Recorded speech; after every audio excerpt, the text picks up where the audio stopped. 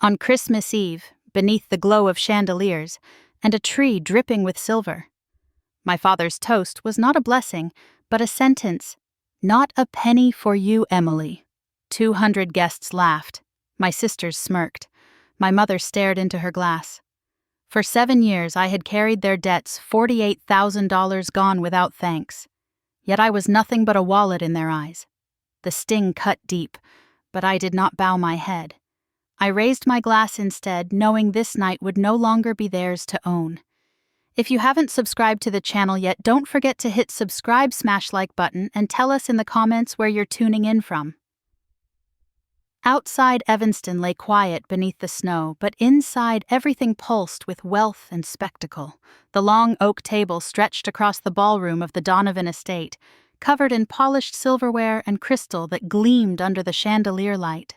Servants moved with precision, filling glasses, arranging dishes, while the murmur of 200 voices swelled beneath the vaulted ceiling. It was Christmas Eve, and my family had turned it into a stage. I sat at the far end of the table where the light dimmed and the conversations blurred into background noise.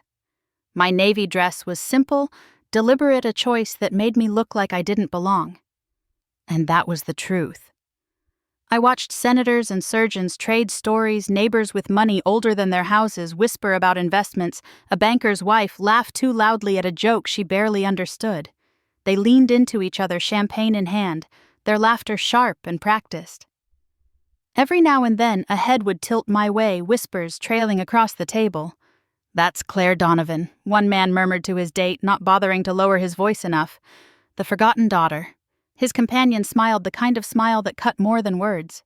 I took a slow sip of champagne, letting the burn ground me. I had learned long ago not to flinch at the sound of my own name spoken like a curse. At the head of the table, my father, Edward Donovan, stood as if he were born on a stage. His tuxedo fit like armor, his silver hair smoothed back with the precision of a man who never left anything to chance. His eyes swept the room, commanding silence without effort. The quartet quieted, the hum of voices softened, and 200 heads turned to him as if rehearsed. He tapped his glass lightly, the sound crisp and final. Tonight he began his voice, filling every corner of the room. We are not simply celebrating Christmas, we are celebrating a new chapter, a continuation of the Donovan legacy. Applause rippled across the hall. I watched as my eldest sister, Olivia Pearls, glowing against her collarbone, leaned toward her husband. Senator Thomas Grant, her lips curved in approval. Sophia, the youngest, all blonde curls and practiced charm, clasped her fiancé Ryan's hand beneath the table. My mother, Margaret, sat poised beside my father, her smile painted on like porcelain, her eyes fixed somewhere on the white tablecloth.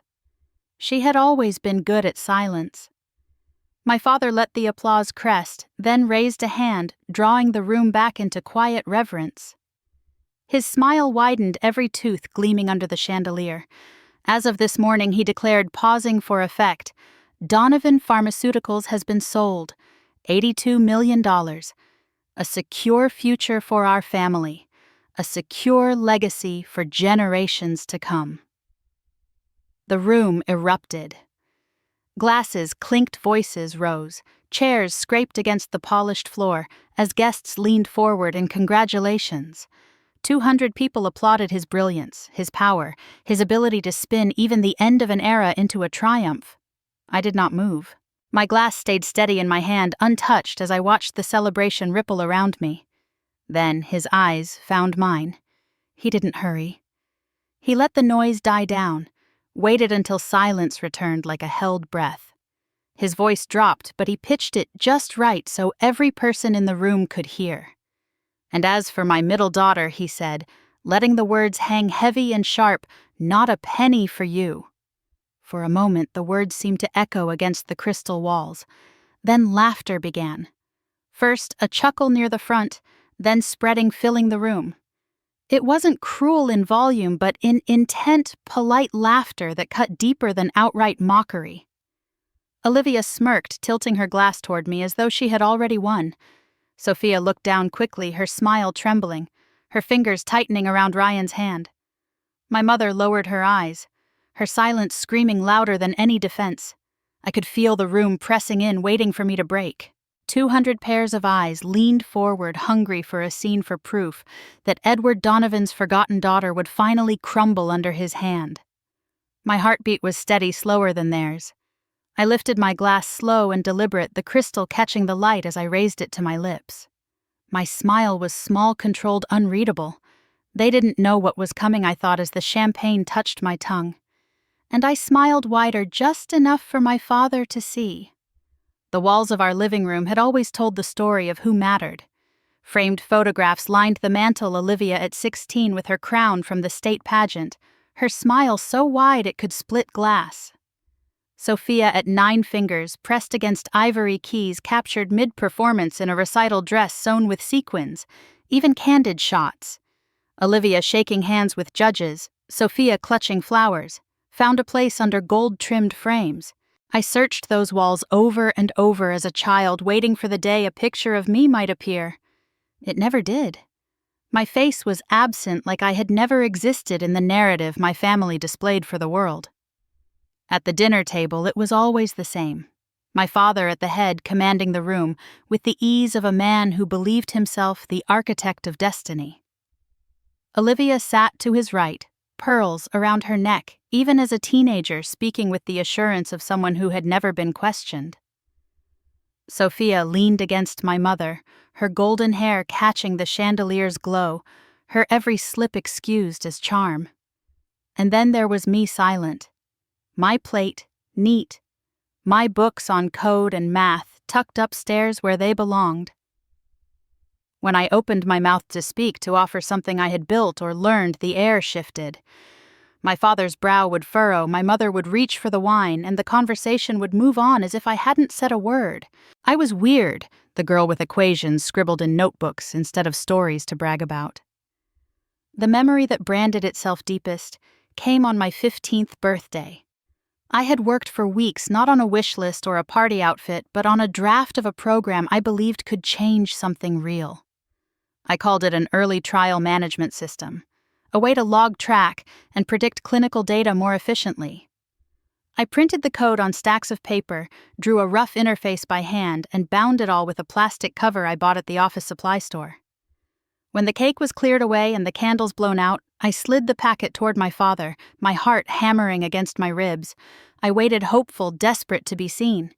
He flipped through the first few pages, his face tightening with every line of text. Then he set it down with a sigh, his voice flat. "Don't waste your time," he said, reaching instead for his scotch. "No curiosity, no question, not even the courtesy of pretending to care." Olivia threw her head back and laughed. "Science fair project," she sneered, raising her glass as if it were a toast. Sophia covered her mouth, giggling eyes darting toward my father for approval. He didn't even smile. He had already moved on, turning to Olivia to ask about her next pageant, his voice full of pride I had never tasted. My mother poured more wine into her glass, the ruby liquid catching the light, her eyes never lifting to mine. She didn't say a word. She never did. I forced myself to stay at the table until it was polite to leave my hands balled into fists beneath the linen cloth. When I finally slipped away, I climbed the stairs 2 at a time, my chest burning with shame. I stood at the window of my bedroom, pressing my forehead to the glass, the packet of code still clutched in my hands. Below, the garden glowed under the camera flash as my family posed together. Olivia beaming in the center. Sophia nestled under my father's arm, my mother holding her glass delicately by his side. They looked complete, a picture-perfect family meant for holiday cards and society pages. No one noticed I wasn't there. I opened the packet again, fingers tracing the black ink on white paper, every line something I had poured myself into. The laughter from below carried up through the night air, muffled but unmistakable. Each note a reminder that my effort had been dismissed with a sentence. My reflection in the window looked back at me, pale and small, framed by shadows. I whispered to it, voice steady even as my throat burned. "One day they'll see me." I slid the packet beneath my mattress, hiding it like contraband, and lay back, staring at the ceiling while the camera flash popped again and again outside. The sound of my family celebrating drifted until it faded into silence. In that stillness, a certainty rooted itself inside me. Not yet a plan, not even anger sharp enough to act on, but a quiet truth that grew stronger each year. I was already invisible to them. The only way forward was to make it impossible for them not to look. The fluorescent lights buzzed overhead as I stepped into the boardroom at Donovan Pharmaceuticals, the weight of my laptop bag pulling against my shoulder.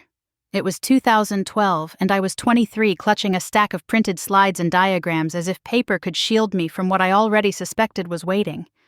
The long mahogany table stretched between me and the row of men in suits, their pens already tapping, their eyes trained on me, not with curiosity but with the thin patience of people who believed they had better places to be. At the head of the table, my father leaned back in his chair, arms crossed, his expression unreadable, except for the faint trace of irritation at being interrupted by his own daughter. I set my laptop down, its hinges squeaking, and plugged into the projector. The first slide lit the wall: AI-driven clinical trial management system.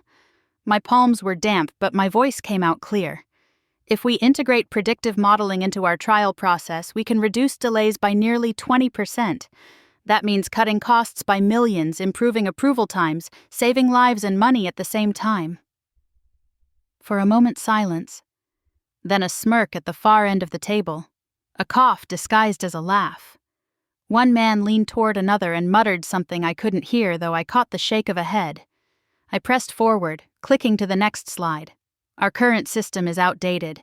It relies on spreadsheets, manual inputs, bottlenecks at every level. With this prototype, we can anticipate issues before they happen, adjust in real time. The simulations I've run. That's enough, my father cut in, his baritone slicing across the room. He didn't look at the slides, didn't look at me. He looked through me. This is a company, not a classroom experiment. Heat rose up my neck, but I steadied my breath. It isn't a classroom experiment. I've run the numbers. If you'll just look at... He shifted in his chair, the leather creaking, then leaned forward, his hands flat on the table. Claire, do you know what you sound like? A child with a toy computer. We build medicine here. Real medicine. We don't gamble on your fantasies.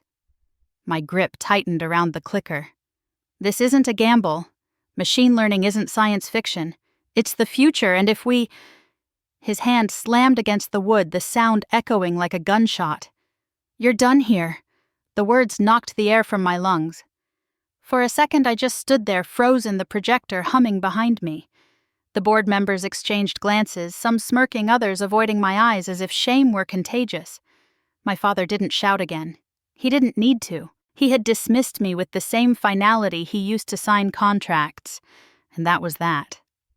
The door opened, and a security guard stepped in, already briefed, already waiting. My father didn't even glance at him. Escort her out. I shut my laptop slowly, the screen flickering black, and slid it into my bag. My papers trembled in my hands as I gathered them, each page now meaningless in this room. I walked the length of the table, past faces that turned politely away, past men who had toasted my father's brilliance, and would do so again tonight without remembering this moment. The guard followed close behind, silent but firm. The hallway outside was lined with photographs: Edward Donovan, shaking hands with governors, cutting ribbons at hospitals, receiving awards for innovation. His smile was identical in every frame, broad and commanding, as if nothing in his world had ever gone wrong. My reflection stared back at me from the glass, pale and small against his certainty.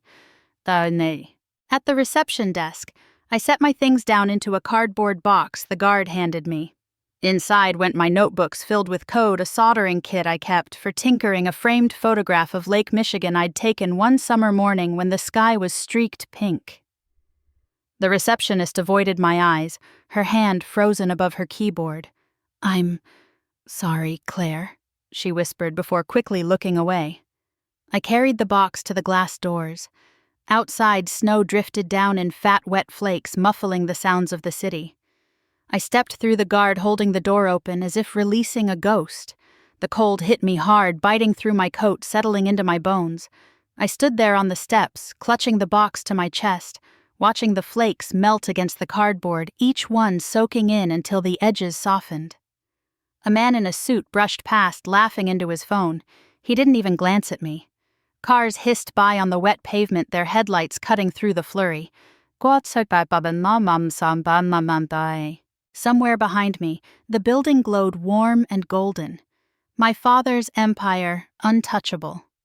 I walked to the curb, my boots crunching in the snow, and set the box carefully in the passenger seat of my car. My fingers lingered on the top, pressing against the damp cardboard, as though holding it together might hold me together too. Then I slid behind the wheel, gripped the steering, and stared at my reflection in the rearview mirror. My face was pale, my eyes ringed with exhaustion, but I saw something there my father had never looked close enough to see. I wasn't broken. Not yet. The snow fell heavier, the wipers struggling to keep up as I pulled into the street.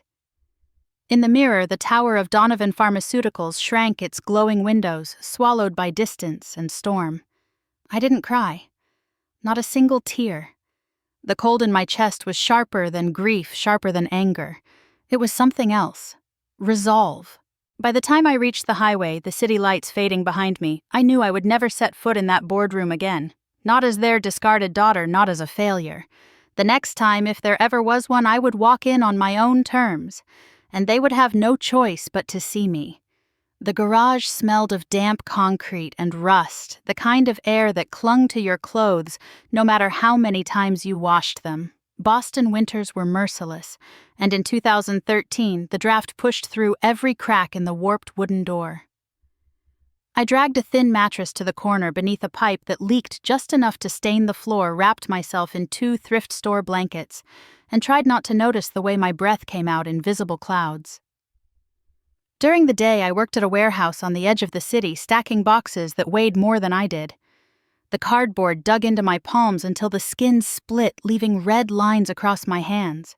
By the time my shift ended, my arms trembled from the strain, my shoulders knotted tight. Men on the floor cursed at the low pay, women muttered about bills piling up, everyone drowning in debt and exhaustion. They joked that we'd die in that warehouse, crushed under someone else's cargo. None of them knew I had once eaten at tables lit by crystal chandeliers, that my last name carried weight in Chicago society pages. I never told them. What would be the point? At night, I opened my old laptop, the hinge held together with duct tape, the screen flickering when it overheated. The garage had no desk, so I sat on the cold floor with the machine balanced on a crate, fingers flying across the keyboard until they ached. Code poured out of me. Lines and functions, trial simulations, data structures I built from scraps of research papers and stolen Wi-Fi. The chill made my knuckles stiff, and sometimes I had to rub them until they loosened enough to type again. My eyes burned from staring too long at the screen, but the glow was the only warmth in the room. Every time the program failed, I cursed under my breath, then rewrote the sequence, determined to make it work. I wasn't just writing code. I was clawing my way out of exile, proving to myself that I hadn't been erased. Sometimes, after hours of typing, I stumbled to the cracked mirror nailed above the garage sink. The reflection stared back, hollow-eyed cheeks, sharp lips pale. My hair clung in knots from the damp. I touched the glass, tracing the outline of my face as though searching for the girl my family had refused to see. My voice came out raw, almost a whisper. "You'll see me one day." The nights were long and silent except for the whir of the laptop fan and the scuttle of mice in the walls. I kept a notebook open beside me filled with calculations and ideas, each page smudged from my fingers. When exhaustion hit, I lay back on the mattress and listened to the sounds of the warehouse workers still in my head. Complaints about overtime, stories about children they never saw because of double shifts. Their hopelessness scared me more than my father's rejection. I couldn't let myself become another forgotten body swallowed by labor and debt.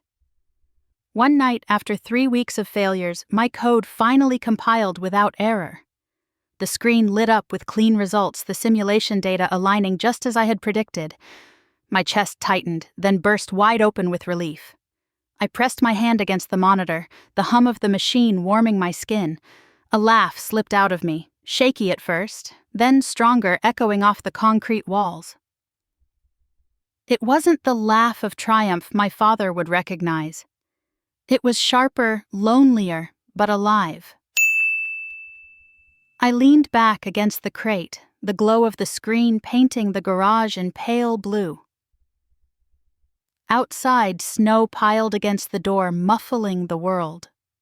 I sat there in the silence, laughter still on my lips, and realized that for the first time in months, I wasn't thinking about what I had lost. I was thinking about what I was building piece by piece in the shadows where no one could see me yet. In the spring of 2014, I walked into a courthouse in downtown Boston with a stack of paperwork and walked out as someone else. Claire Donovan no longer existed on those forms. I signed my new name with a steady hand. Eliza Stone. It felt strange, like shedding a skin I had never been allowed to grow into.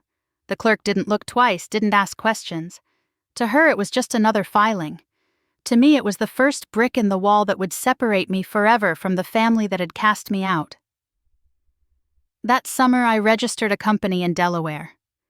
The name came to me in the middle of one sleepless night when the hum of my laptop was the only sound in the garage. North Star Biotech. A guide in the darkness, a point you could always find when you were lost. I wanted something that felt inevitable, eternal, something no one could erase. The office I rented was barely more than a box above a laundromat in Cambridge. The carpet was stained, the neon light flickered overhead, and the heating unit rattled whenever it kicked on. But to me, it felt like a cathedral. The first day I held the keys in my hand, I unlocked the door and stood in the empty space, breathing in the scent of old paint and detergent from the laundry below, and whispered to myself, "This is mine." I needed people, but not just anyone. I needed those who understood the stakes, who didn't flinch at risk, who could see the vision before the world did. Daniel Price came first. A corporate lawyer with sharp suits and sharper eyes, he asked almost no personal questions. Over coffee, he said only, "You want to move fast, keep it airtight and stay invisible. I can do that." His voice had the certainty of a man who had untangled bigger knots than mine. Next was Michael Ross, a Wall Street analyst who looked at spreadsheets the way a surgeon looks at x-rays. He was cold, methodical, and didn't waste words. When I showed him the projections, he tapped his pen against the page twice, then said, "It will work, but only if you don't hesitate. Money likes confidence." His eyes lingered on me, searching for weakness, and when he didn't find any, he nodded. The third was Evelyn Brooks. Older than the others, mid-40s, with hair pulled back in a severe bun, she had spent her life auditing books and exposing fraud. Her silence was unnerving at first. She let me explain my vision for nearly an hour before speaking. When she finally did, her voice was calm and precise. "If you plan to play this game, you'll need someone who sees holes before the enemy does. I'll find them for you." There was no smile, no warmth, but her certainty anchored the room. We sat together in that cramped office for the first time on a humid July evening. Daniel loosened his tie. Michael spread papers across the table, and Evelyn adjusted her glasses, flipping through the first set of records I had acquired. The neon light above us buzzed and sputtered, but our eyes burned with something steady: ambition. The plan was simple in theory and ruthless in execution. We would buy small logistics companies across the Midwest, warehouses in Ohio, trucking outfits in Indiana, pieces of infrastructure so mundane they drew no attention. With each acquisition, North Star would control a new artery in the circulation system of America's medical supply chain. Donovan Pharmaceuticals and companies like it relied on those arteries every day. They just didn't know yet that soon they would all lead back to me. I spent nights drafting proposals, Daniel combed through contracts, Michael tracked financing through shadow funds, and Evelyn dissected every ledger with surgical precision. We worked in shifts, the office glowing at all hours, the hum of the laundromat machines below blending into the rhythm of our determination. Coffee cups stacked high in the corner, papers spread across the floor when the table overflowed. The first deal was the hardest. A small firm in Akron, family-owned, struggling with debt. I drove out there myself, sat in a dim office that smelled of mildew, and shook hands with a man who was too tired to keep fighting. "I just want out," he said, sliding the contract across the desk. I signed Eliza Stone at the bottom, my hand steady as steel. That night, back in Cambridge, we gathered in the office. Daniel poured whiskey into chipped mugs. Michael ran the numbers again for reassurance, and Evelyn filed the paperwork into a growing folder. I held the signed contract in my hands, the ink still fresh, the weight of it heavier than anything I had ever lifted in that warehouse. I pressed the pages flat on the table, leaned close, and whispered, so only I could hear, "This is the beginning." The room was quiet for a moment, as if the walls themselves were listening. Then Daniel raised his mug. "To the North Star," he said. Michael smirked faintly and clinked his cup against mine. Evelyn didn't drink, but she nodded once, a small sign of respect. The neon light flickered overhead, and for the first time in years, I felt not like the forgotten daughter, not like the outcast in a garage, but like someone who had stepped onto the map. The first step was done. The rest of the path stretched ahead, dark and uncertain, but I had built a light to guide me, and I would never be invisible again. Between 2015 and 2021, North Star Biotech became a shadow empire, brick by brick, contract by contract. We moved quietly, taking control of trucking routes in Indiana, storage facilities in Ohio, cold chain warehouses in Michigan. Each acquisition looked small on its own, but together they formed a lattice no one outside our circle could trace. Donovan Pharmaceuticals. My father's empire signed new vendor agreements with pride, praising their expanded partnerships. He had no idea those pipelines all bled back to me. Our office grew from that cramped box above a laundromat to 3 full floors in a Back Bay building. The walls were still plain, but the energy inside was electric. Daniel moved like a conductor, keeping every contract clean. Michael's spreadsheet stretched across 2 monitors, numbers dancing in green and black as he mapped the flow of money. Evelyn spent hours combing through ledgers, her sharp eyes narrowing whenever she spotted the faintest crack. They were relentless, and so was I. One rainy afternoon in late 2021, Evelyn walked into my office with a file so thick the binder clips strained against it. She set it down with a decisive thud. "Ryan Carter," she said. Her voice was flat, but her eyes glittered with the satisfaction of a hunter. I opened the file. Inside were incorporation papers for a shell company in Delaware, invoices routed through dummy accounts, transfers that jumped from Chicago banks to offshore havens. I flipped through page after page, the numbers circling back to the same name. 4.2 million, Evelyn said. Since 2020. Moved to Belize. Carefully but not carefully enough, my stomach tightened, not with surprise but with recognition. Ryan Carter. My youngest sister Sophia's fiancé, the man who had plastered his grin across every magazine that still thought the Donovans represented Chicago elegance. Chicago's golden couple. One headline had called them Ryan in his tux, Sophia in her diamond earrings smiling like royalty. I remembered looking at that photo months earlier, the glossy cover catching the light as it sat on my kitchen counter. I had smiled then too, but mine had been thin and cold. I tapped the edge of the file, my nails sharp against the cardboard. "We let him dig deeper," I said quietly. Daniel, leaning against the doorway, raised an eyebrow. "You're not shutting him down now." "Not yet," I said. My eyes lingered on Sophia's face in the magazine clipping tucked into the folder. "The deeper he goes, the more rope he gives me. And when the moment comes, he'll hang himself with it." Michael entered, his tie loosened, coffee in hand. "Your father still praises him in interviews, calls him the future of the family business." He smirked, setting the cup down. "This will cut deeper than anything we've done so far." I closed the folder and leaned back in my chair, staring out at the gray rain streaking down the window. I pictured the Christmas Eve party at the Evanston estate, the chandeliers, the 200 guests, the air thick with wine and expectation. I could almost hear my father's voice booming with pride announcing Sophia and Ryan as the heirs to his legacy. The thought of it sent a pulse through me. Not anger, not envy, but anticipation. They all think they know the ending, I murmured. They don't. Evelyn slid the folder back toward me. When do you want to move? December 24th, 2023. I said without hesitation. The night he gathers everyone to celebrate himself. The night he thinks the Donovan name is untouchable. Daniel's mouth curved into the faintest smile, public and permanent. I nodded. Exactly. That evening alone in my apartment, I pulled out the magazine with Sophia and Ryan on the cover. Their smiles beamed from under the headline, Perfect and Untouchable. I set it beside Evelyn's folder, the weight of evidence heavy enough to crack the table.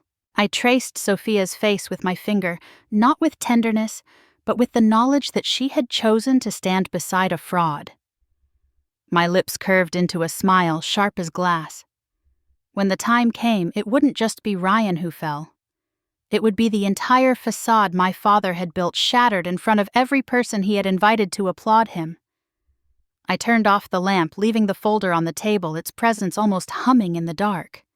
The rain outside had turned to snow, tapping gently against the window pane, as if the world itself was marking time with me. The countdown had begun. Edward announced it like a king summoning his court.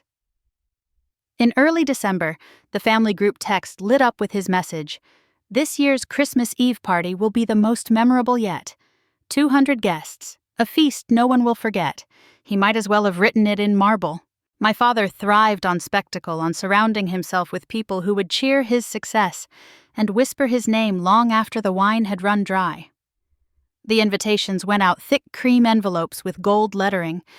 Mine arrived the same as the others, but when I slid a finger under the seal and pulled the card free, the words hit colder than the winter wind outside my Boston window. Claire Donovan. No greeting, no affection, not even the pretense of welcome. Just my name bare and clinical like a duty rather than a daughter.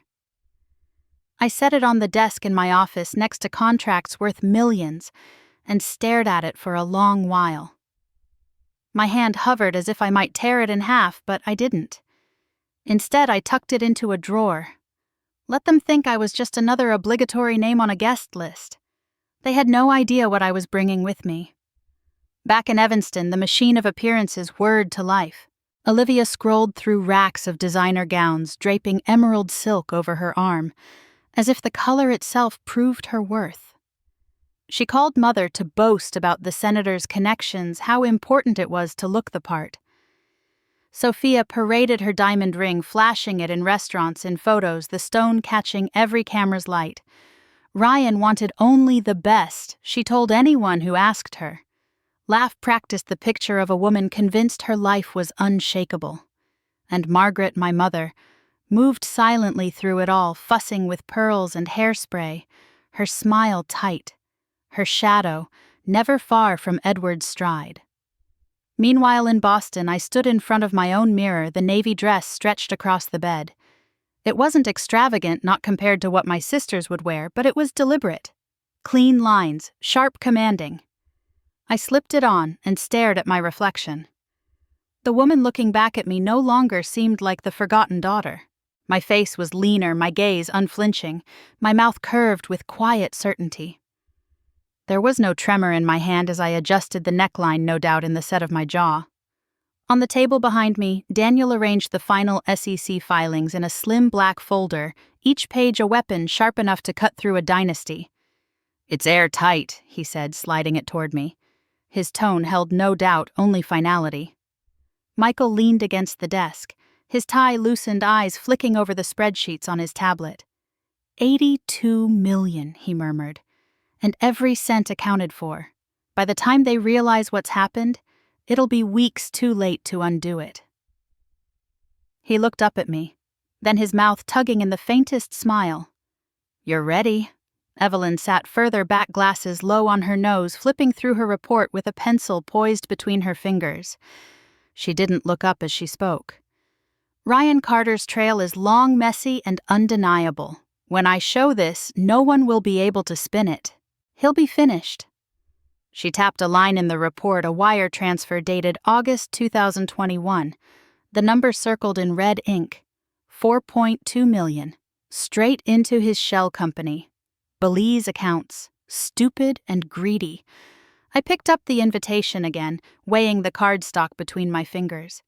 For years it had been a summons I dreaded, a reminder of where I didn't belong. This time it was different. This time I would walk into that house carrying more than a name. I slid the card back into the drawer, pressed it shut, and let my palm rest flat on the wood. My voice was barely more than a whisper, but the others heard it all the same. See you at the party. The room went silent, the hum of the city outside our windows filling the space. Daniel closed his folder. Michael powered down his tablet. Evelyn set her pencil neatly beside the report. Each of them knew what those words meant. In 2 weeks, under chandeliers and garlands in front of 200 witnesses, the Donovans would see me, and they would never forget it. The Donovan estate glowed like a cathedral dressed for worship. Garlands wound along the staircases, golden baubles reflected the light of chandeliers that seemed to drip diamonds, and a 15-foot tree anchored the ballroom, its branches sagging under the weight of glittering ornaments. Beneath it, gifts wrapped in velvet paper, and metallic bows, stacked so high they looked like part of the architecture. A string quartet played near the hearth, the notes of a violin floating through the air, weaving between the rising hum of voices. Champagne poured endlessly, caught in crystal flutes, and the scent of roasted meats and spiced desserts hung heavy in the room. I stepped through the doorway and felt 200 eyes shift one by one like a tide pulling in. The room didn't fall silent, but it bent conversations breaking into whispers sharp enough to slice. I caught one clearly. She dared to come. The words carried a mix of fascination and disdain, the way people watch a car crash. I didn't hurry.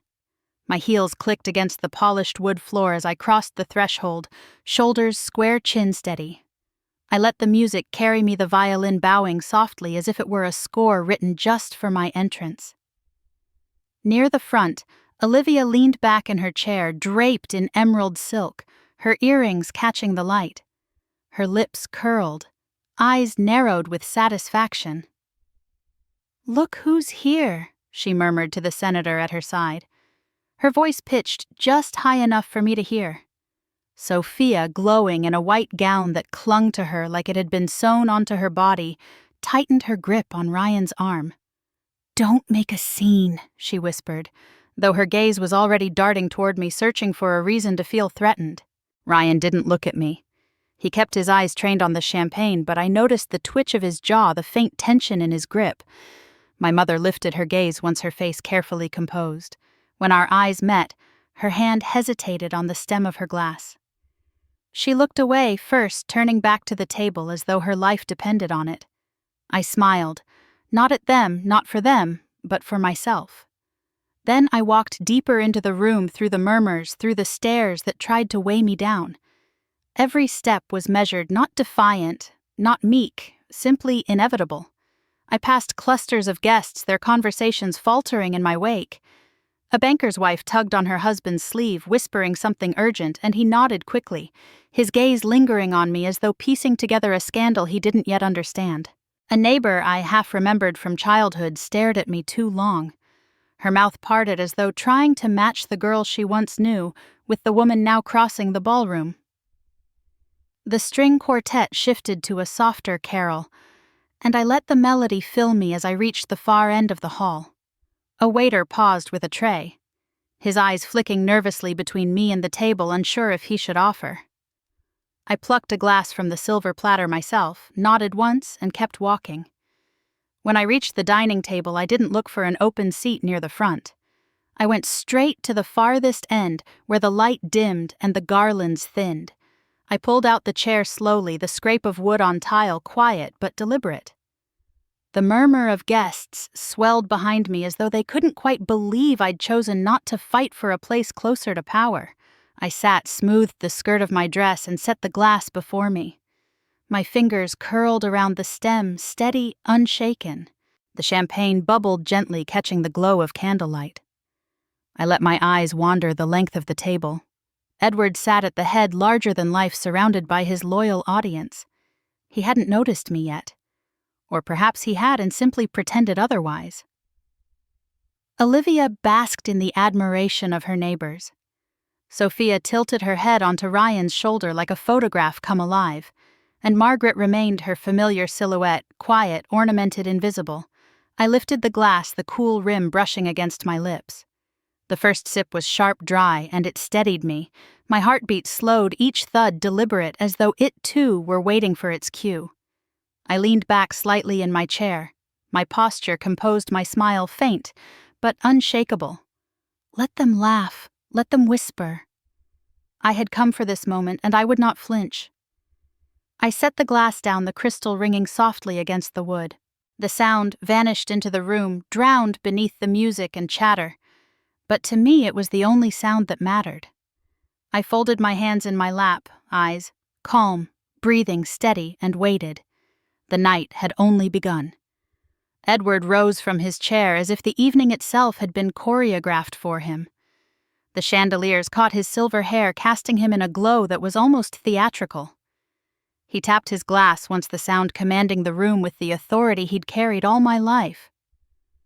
The quartet paused mid-phrase. Conversations fell silent, and 200 faces turned toward the head of the table. Tonight he began, his voice booming against the vaulted ceiling.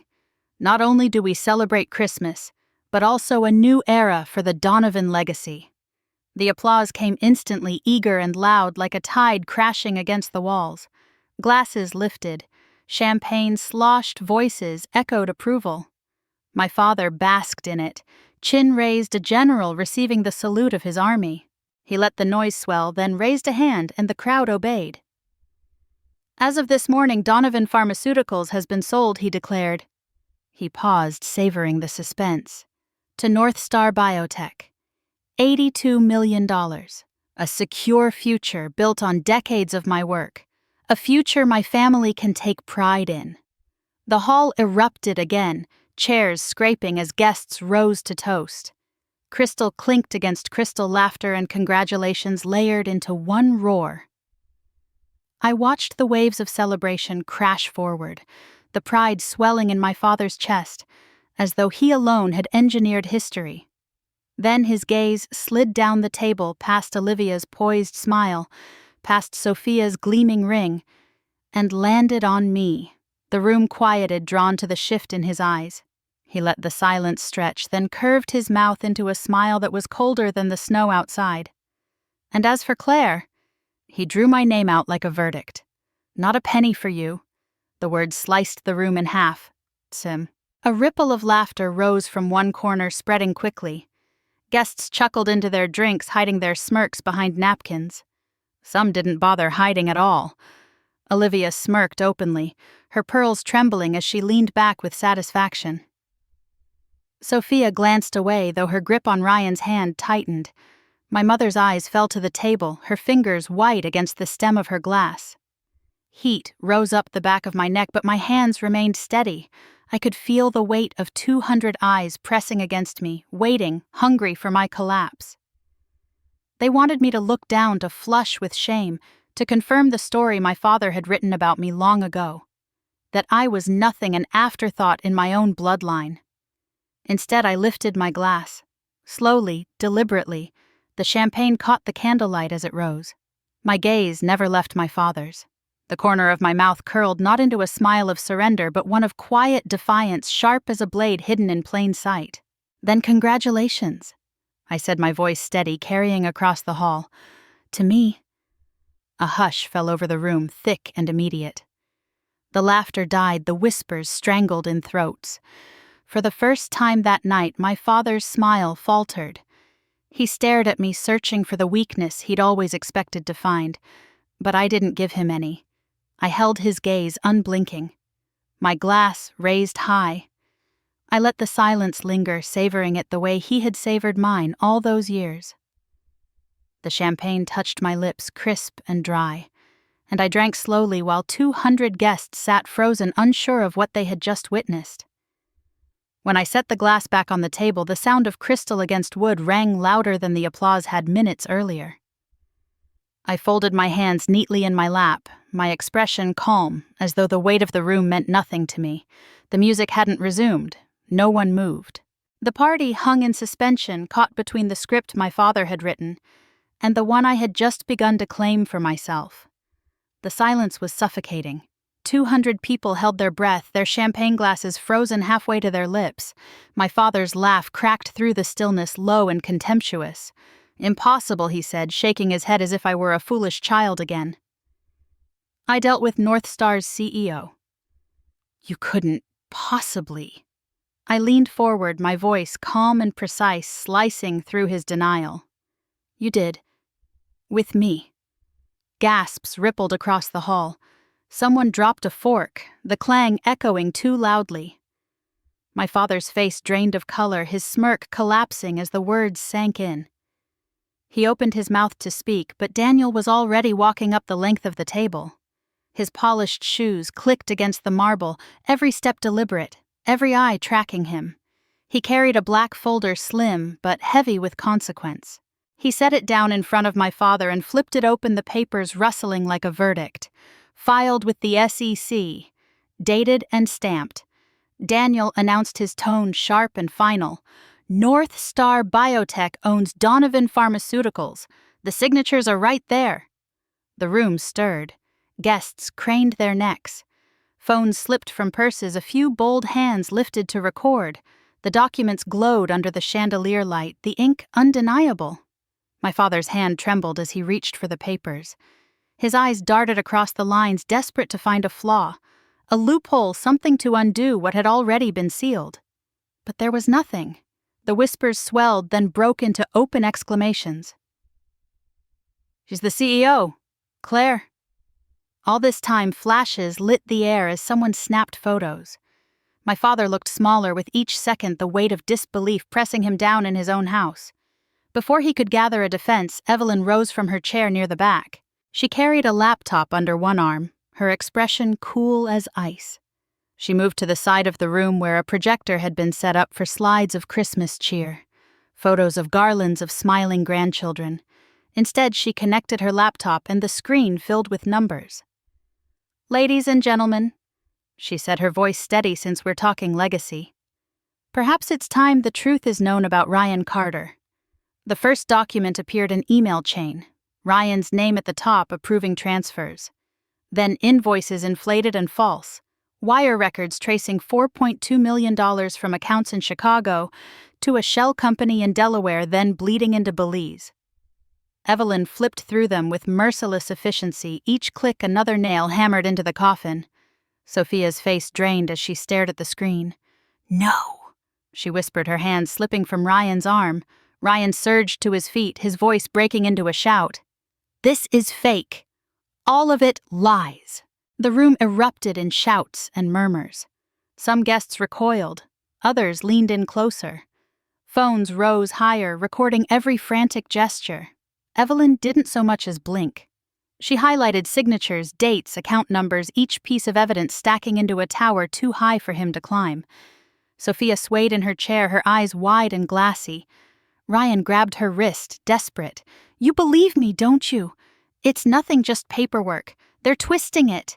She pulled her hand free, her lips trembling. "Ryan, what did you do?" He spun, searching the faces around him, the cameras, the judgment in every stare. Finally, his gaze landed on my father, pleading, "Edward, say something. Tell them this is nothing. You know me. You vouched for me." But my father stayed seated, his hands gripping the arms of his chair. His jaw tightened, his eyes fixed on the floor. For the first time in my life, I saw him hesitate. Ryan's voice cracked higher now, the tone of a man cornered. "Don't just sit there, help me." Still my father said nothing. The hush that followed was worse than any laughter, heavier than any insult. 200 witnesses watched a dynasty unravel in real time, their eyes darting between the man who had ruled them for decades and the daughter who had just taken his throne. And in the middle of it all, Ryan stood alone, his desperate gaze swinging wildly, finding no savior. Not even from the man he had once believed untouchable. The ballroom fractured into chaos. Voices overlapped whispers, collided with gasps, and the glow of cell phones lit the air as guests angled to capture every second. Some slipped toward the exits, coats pulled tightly around them, unwilling to be part of the spectacle. Others stayed rooted, recording their eyes wide with the hunger of gossip that would spread before the night was over. At the center of it, Sophia crumbled. Her breath hitched high and uneven before breaking into a sob that pierced even through the noise. She yanked her hand from Ryan's grip, ripping the diamond from her finger. The ring hit the polished floor with a sharp ping, rolled once, and spun to silence. "How could you?" she cried, her voice jagged raw. Her tears streaked the careful lines of her makeup, leaving her exposed in a way she had never been before. Ryan lunged toward her, grabbing for her hand again. "Listen to me. It's not what it looks like. Sophia, just listen." She shoved him back, her voice trembling with rage. "Don't touch me! Don't you dare touch me!" Her chair tipped behind her as she stumbled away, nearly crashing into a waiter frozen mid-step. Gasps rose around the room, followed by the sharp click of cameras capturing her collapse. Olivia rose from her seat slowly, her face pale but her voice carrying. "It's you, Dad," she said, her words quivering at first, then hardening. "You broke this family. You raised us to believe appearances were everything, and look at us now. Broken. Humiliated." My father's face flushed crimson. He pushed up from his chair, his hand slamming against the table. The crystal shook, champagne spilling over. Enough he roared, the sound booming through the chandeliers. But his authority no longer carried the weight it once had. His shout trembled, his hand shook, his command landed hollow. My mother's glass slipped from her fingers, shattering at her feet. Her shoulders shook as sobs burst from her, unrestrained and unpolished. For decades she had been silent, a shadow in pearls. Now the words spilled out between tears. I stayed silent when I should have spoken. I let you all believe she didn't matter. I let him make her invisible. And now, her voice cracked. Now look at what we've become. I rose slowly, the chair legs scraping against the floor, cutting through the din. My voice came out clear, every syllable striking like glass against stone. "The district attorney already has the files." The words detonated across the room. Gasps, murmurs, a collective shift as 200 guests understood that what they were watching wasn't just scandal. It was criminal. Phones flew higher, recording feverishly. A man in the back whispered. She went to the DA, and the phrase rippled outward like a wave. Ryan's face drained of color. He staggered back, eyes darting to the doors as though he could outrun what was already in motion. Sophia collapsed into a chair, burying her face in her hands, shoulders shaking. Olivia stood rigid, her chest heaving, her eyes wet but blazing. Margaret wept openly, clutching the edge of the table as if it were the only thing holding her upright. And my father, Edward Donovan, stood at the head of the table trembling. For the first time in my life he looked small. The empire he had built cracking around him, his voice stripped of power. He stared at me, his lips pressed into a line, but he said nothing.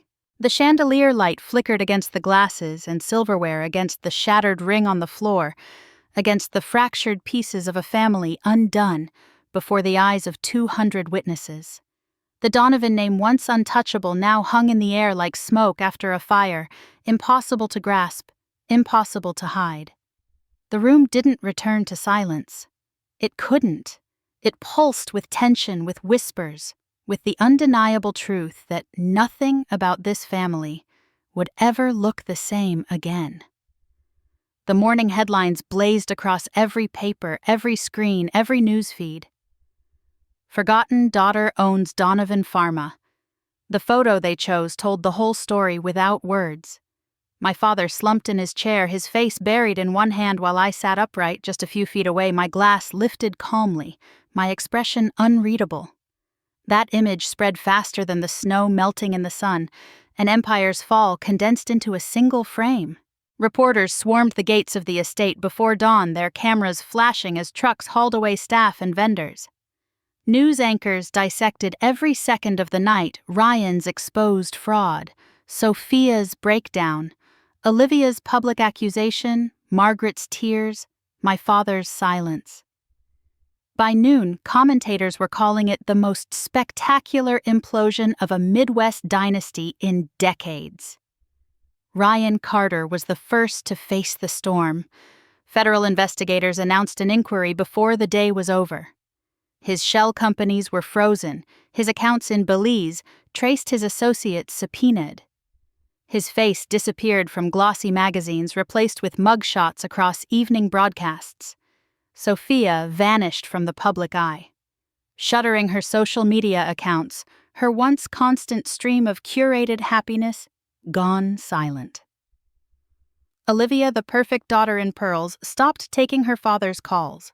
When reporters caught her outside her husband's office in Springfield, she said only one sentence before stepping into the car. He brought this on himself. Her words looped on every station, the final cut in a wound decades in the making. Margaret retreated into the house, blinds drawn, her figure glimpsed only once through a kitchen window, still clutching a wineglass in her trembling hand. She had always been a shadow, and now even her silence looked like guilt. And Edward Donovan, once the titan of Chicago's pharmaceutical world, was stripped clean. By week's end, the American Pharmaceutical Association removed him from its board. Business journals erased his name from their annual lists. The man who had spent his life curating power could not curate away disgrace. His fall was public, merciless, and permanent.